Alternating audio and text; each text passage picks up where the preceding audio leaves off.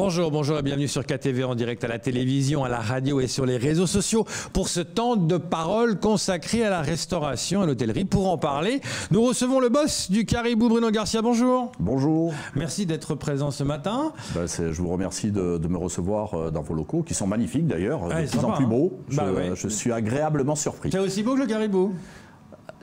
Certainement. D'ailleurs, le Caribou, commençons déjà par là. Avant de faire un point sur la restauration, d'abord, première bonne nouvelle, enfin, vous ouvrez le soir.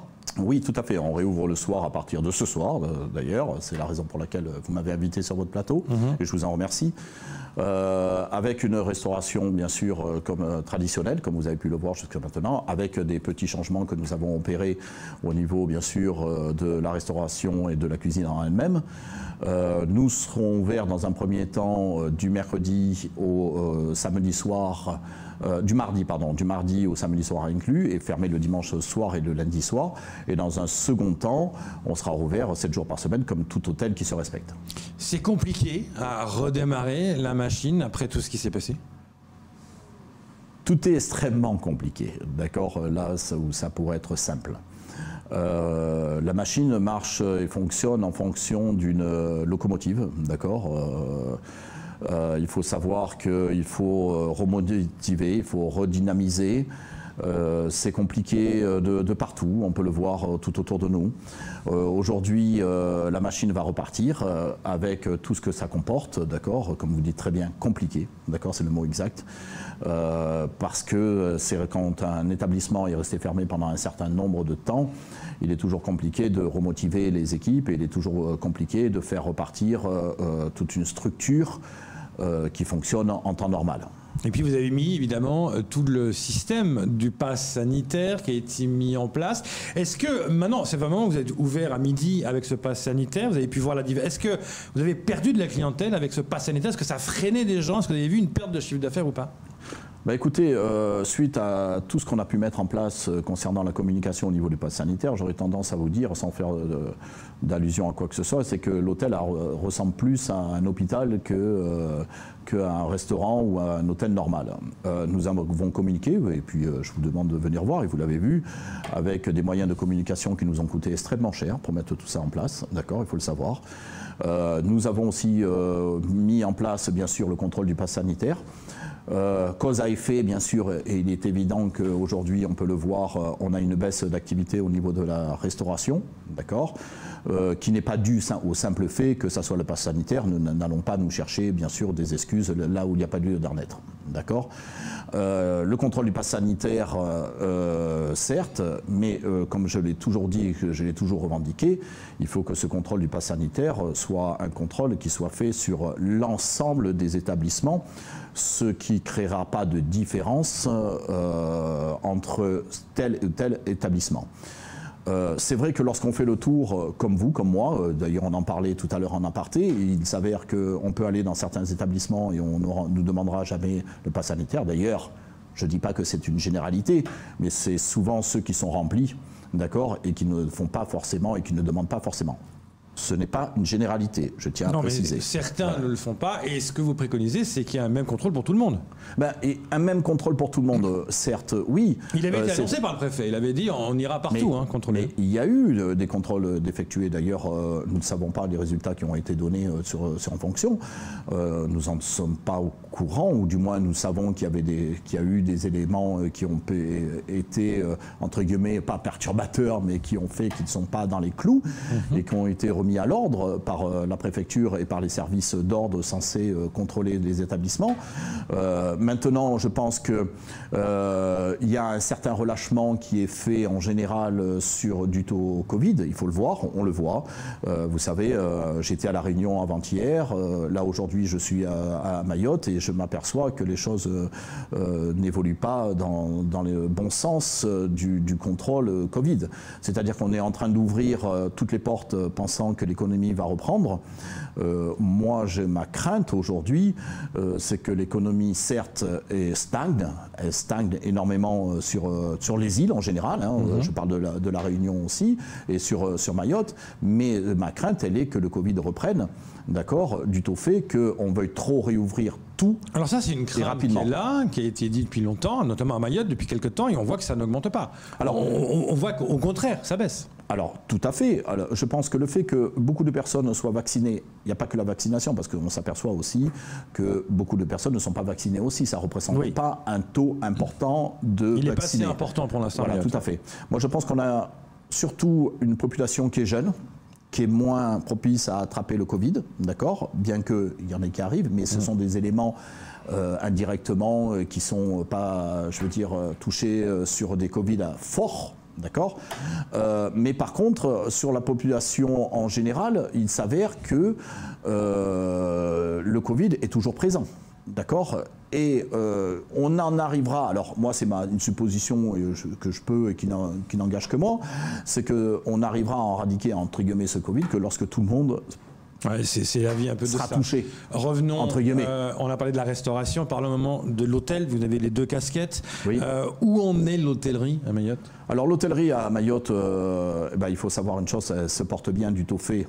D'accord, il faut le dire aussi, quand ça ne va pas, il faut le dire, et puis quand ça va bien, ça va. Du au fait que nous avons beaucoup de personnes qui sont soit au niveau de la médecine, soit représentants de l'ordre dans les établissements de nuit, entre guillemets, je vous parle de la grosse hôtellerie, moi, quand je parle, c'est sur certains établissements, qui aujourd'hui affichent des chiffres de taux d'occupation qui sont bien, qui sont raisonnables, vu à la saison. Par contre, là où j'attire l'attention un peu, c'est que nous n'avons pas de réservation extérieure, c'est-à-dire de clients lambda. Quand je dis clients lambda, c'est des clients venant de l'extérieur par leurs propres moyens, d'accord, ne représentant pas des entreprises, d'accord. Et là, on a très peu du tourisme, principalement. Voilà. Et c'est peut-être pour ça qu'il y a actuellement le Very Important Bus qui va tourner à La Réunion, justement, pour attirer les clients, enfin potentiels, pour venir à Mayotte. Donc, pour un peu répondre à ce que vous dites, c'est-à-dire remplir un peu les hôtels. Est-ce que c'est une bonne chose, d'après vous ? Alors, tout est positif et tout peut rester positif du moment où c'est extrêmement bien géré et extrêmement bien cadré. D'accord. Notre clientèle est la clientèle réunionnaise, il faut le savoir. Il suffit de faire le tour des agences, par exemple, sur Saint-Pierre ou sur Saint-Denis, fait la promotion beaucoup des établissements qui se trouvent soit sur l'île Maurice. 90% des établissements qui sont présentés dans les agences de voyage à La Réunion sont des hôtels de l'île Maurice. D'accord, il faut le savoir.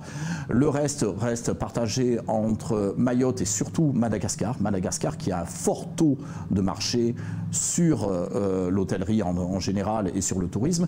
Du tout fait, et il ne faut pas se le cacher, du tout fait des structures qui sont des structures hôtelières neuves. D'accord. Du tout fait qu'il y a un accueil qui est irréprochable, il faut dire les choses comme elles sont. Quand vous allez à l'île Maurice, bientôt, si on ne vous sert pas le verre d'eau et qu'on le boit à votre place. Il y a une différence de niveau d'hôtellerie entre l'île Maurice et Mayotte. Tout à fait. Et là, et je vais rebondir sur ce que vous dites, on a une entreprise comme Vatel qui est basée jusqu'à aujourd'hui sur l'île Maurice et qui est en train d'arriver à l'île de Mayotte, d'accord, ici, chez nous, et je pense que c'est une très très bonne chose. Par contre, là où, c'est pas que je sois pas d'accord, là où je ferai peut-être un effort du côté des organismes, c'est-à-dire que où je demande au conseil départemental, c'est d'aider des jeunes dans la capacité et la volonté de vouloir faire ce métier, à pouvoir avoir des subventions pour pouvoir suivre des cours chez Vatel, parce que les cours chez Vatel ne sont pas des cours gratuits. Il faut pas s'entendre, il faut bien s'entendre.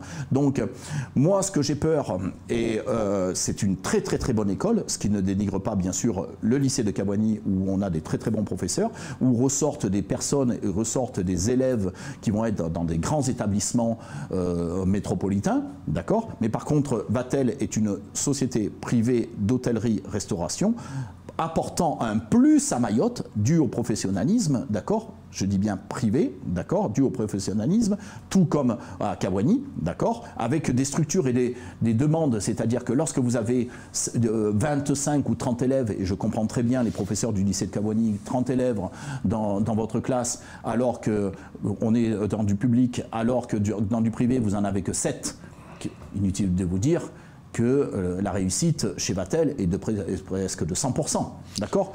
un suivi professionnel dans les 2 établissements, avec une différence du nombre de personnes dans les classes. Revenons au soutien de l'État par rapport à votre branche, l'hôtellerie, la restauration. Est-ce que vous êtes toujours soutenu? Comment ça se passe aujourd'hui? Alors les soutiens au niveau du chômage partiel, vous savez très bien, il n'y a plus le chômage partiel n'est plus sur l'île de Mayotte. Là où on va sentir les conséquences, c'est l'an prochain, d'accord, sur l'ensemble des entreprises. Vous voyez, j'écoutais une émission il n'y a pas longtemps sur Réunion Première, où il y avait des hôteliers qui étaient où étaient invités plusieurs chefs d'entreprise. C'est pas maintenant qu'on va le sentir, hein, c'est sur 2022 qu'on va sentir les répercussions de 2020 et 2021. Il ne faut pas se leurrer. Aujourd'hui, je peux vous dire que le ciel est bleu. D'ailleurs, il est bleu aujourd'hui. Qu'il n'y a pas de pluie, tant mieux, d'accord. Mais je ne suis pas capable de vous dire ce qui va arriver en 2022, même si je suppose que ça va être une année extrêmement difficile au niveau des entreprises et des sociétés mahorais. Pourquoi? Parce qu'il faut rembourser les PGE? Il faut rembourser, non seulement il faut... Les taxes, tout ce qui avait été... mais ça va être, écoutez, jusqu'à maintenant, dû au fait que tout a été gelé, tout a été gelé jusqu'à maintenant dans tous les organismes, d'accord, compétents de Mayotte, tout a été gelé. Aujourd'hui, ça va reprendre à partir de 2022. Et inutile de vous dire que les entreprises vont être acculées, d'accord, par rapport à toutes les dettes qui sont des dettes antérieures sur 2020, 2021 et 2022, parce qu'il va bien falloir le payer à un moment donné. Moi, je pense qu'à un moment donné, il faut arrêter de dire tout va bien, tout est super, tout est nickel. Non. Non, non, attendons de voir 2022. Et 2022 va être une année cruciale pour l'ensemble des entreprises. Je ne parle pas qu'à Mayotte, je parle aussi en général. On se réfère toujours à l'île de la Réunion, mais j'aurais tendance à vous dire toutes les îles, hein, les Antilles, sans vouloir en oublier une. Sur la métropole aussi, ça va être extrêmement complexe. D'où la demande du MEDEF notamment de dire que le PGE passez-le en subvention. Je pense qu'aujourd'hui, le PGE doit servir, et je suis entièrement d'accord avec le MEDEF sur ce côté-là, je pense qu'aujourd'hui, il faut vraiment le passer en subvention, il faut vraiment aider les entreprises, parce que les entreprises vont fermer les unes derrière les autres. Vous ne pourrez pas dire, vous pouvez enregistrer sur votre plateau, je tiens à vous le dire, et c'est ce qui va arriver. D'accord ? Ok, donc quelque part, donnons-leur un coup de main aux petites et moyennes entreprises, ainsi que certaines personnes qui sont dans le besoin, d'accord, de façon à ce qu'ils puissent sortir la tête de l'eau.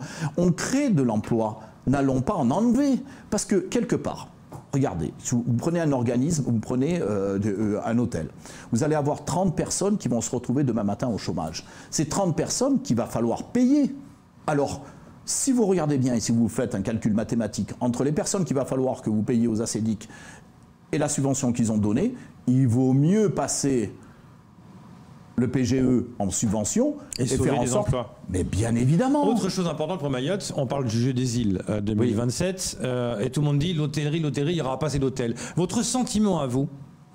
Écoutez, l'hôtellerie à Mayotte, c'est vrai qu'il n'y a pas assez d'hôtels, il faut dire les choses comme elles sont, mais il n'y a pas aussi assez d'hôtels à des moments bien précis. Et il y en a trop à d'autres moments. Vous voyez ce que je veux dire? Donc aujourd'hui, notre problématique, elle est, par exemple, si je vous prends sur l'hôtellerie en général, sur mi-juin à fin août, on n'a personne dans les hôtels. Ou alors on fait des taux d'occupation de 20 ou 25% ou 30%. Sur des périodes du 15 décembre au 15 janvier, on n'a plus personne. Tout le monde quitte Mayotte. L'attractivité, ce qui manque à Mayotte, c'est cette attractivité qui fera que l'on puisse venir à Mayotte, d'accord? Et je ne vous parle pas d'insécurité, parce qu'on parle toujours sur les plateaux d'insécurité. Je vous parle d'attractivité. Il faut que l'on puisse, à un moment donné, faire en sorte que les gens puissent venir à Mayotte, se sentent bien à Mayotte, d'accord? Ok, et que l'on puisse, à un moment donné, ouvrir les portes de Mayotte, parce que l'île, elle est magnifique, il ne faut pas oublier. Mais regardez, moi, chaque fois que je reviens en avion, je prends une photo de Mayotte depuis 19 ans. Non, mais c'est clair qu'il est Depuis magnifique. 19 ans, je prends une photo dans l'avion de Mayotte, tellement que je me dis, putain, qu'est-ce que c'est magnifique. Alors, à un moment donné, il va bien falloir se bouger, il va bien falloir faire des choses pour que ça avance. Arrêtons de rester sur des acquis, arrêtons de se dire, ça avance pas, finalement, il n'y a rien à faire, finalement, on n'y arrivera pas. D'accord? Oui, mais moi aussi, demain matin, je gère l'hôtel Caribou. Si demain matin, je vais vous dire, je me lève en me disant de toute façon, je ne vais pas y arriver, c'est sûr que j'y arriverai jamais. Certains disent que Jeux des îles 2027, il y aura un manque d'hôtellerie. Mais le Jeux des îles, on parle des Jeux des îles parce qu'on parle de 2027. Vous vous rendez compte? Moi, je vous parle de 2021. On est en 2021. Il va se passer beaucoup de choses entre 2021 et 2027. Mais quand on voit le nombre d'hôtels qui ont été construits en 5 ans, on se dit qu'il y aura peut-être un problème. Quand on voit ceux qui veulent se monter et qui ne se montent pas, je parle de celui qui est en bas du Barfly, bien évidemment, n'a pas réussi à monter. Mais pourquoi ils n'arrivent pas à monter? C'est qu'à un moment donné, ils se rendent compte, et ça, je ne tire pas sur les personnes qui sont en train de monter des hôtels, c'est qu'à un moment donné, ils se disent, est-ce que la main-d'œuvre va être une main-d'œuvre assez qualifiée pour pouvoir travailler dans les hôtels? Et c'est pour ça que je vous dis tout à l'heure et que je vous disais aussi, c'est que grâce à l'arrivée d'organismes privés et grâce aux compétences du lycée hôtelier des Caboigny et des professeurs qui arrivent de plus en plus et qui sont de plus en plus compétents. C'est pas ce qu'on a connu il y a quelques années, il faut dire les choses comme elles sont, d'accord, qui ont des métiers, qui ont des diplômes, aussi bien d'un côté que de l'autre. On va pouvoir avoir une restauration et une hôtellerie digne de ce nom. Merci d'être venu ce matin pour faire un point sur l'hôtel et la restauration. Merci encore de m'avoir reçu. C'est tout pour ce temps de parole. Tout de suite, la suite de vos programmes.